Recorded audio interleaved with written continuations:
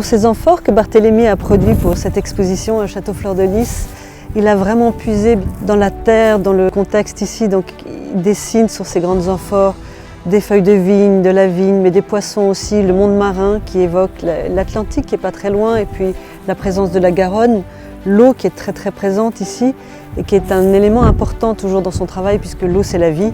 Et ce qui est très beau, c'est la façon dont l'échelle varie, parce qu'à un moment donné sur une amphore on a une énorme grande feuille de vigne et une petite tête, et puis ailleurs c'est la tête, la présence humaine qui est très importante, et il nous montre que tout cohabite, que l'humain cohabite avec le végétal, qui cohabite avec les animaux. C'est une manière un petit peu de nous réinterroger sur la façon dont on se partage le monde.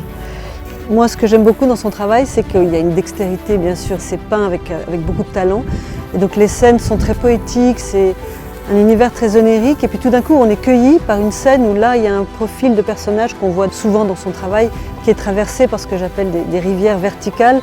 On ne sait pas très bien si c'est de la nourriture, si c'est des larmes, si c'est du sang, mais on sent là en tout cas qu'il y a une fragilité qui nous émeut beaucoup. Et je pense que le travail de Barthélemy, c'est ça, c'est vraiment parler aux plus nombreux, nous attraper par l'émotion, nous sensibiliser à ce qui pourrait être plus juste et à la façon dont on pourrait être plus équitable les uns envers les autres.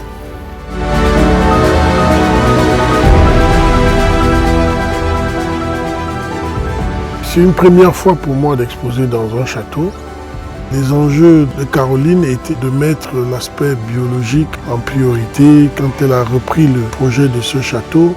Et moi aussi au Cameroun, c'est une priorité de faire une agriculture plus saine. Je l'ai accepté parce qu'il y avait une priorité sur l'écologie, sur la protection de la nature.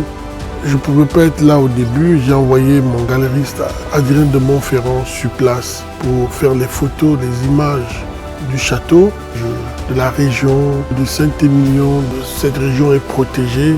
Il fallait que je puisse ressortir cela dans mes dessins pour parler de l'importance de ce territoire et de sa spécificité par rapport à un vin très précis, le bordelais. Et donc, devait sortir dans ces surfaces avec un élément qui va rappeler de l'Atlantique, le poisson qui sort d'un bas-fond chromatique et l'archétype du corps humain qui est l'homme qui va apparaître dans cet environnement.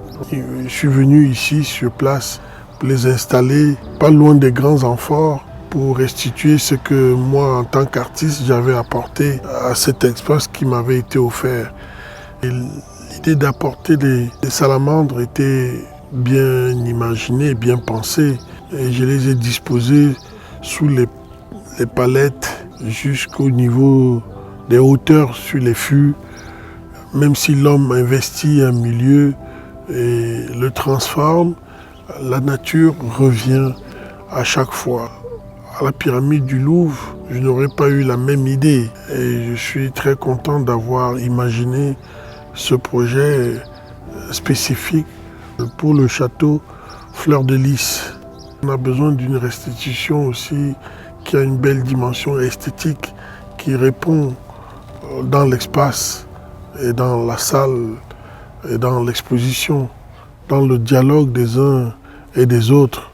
À la fin, je suis satisfait.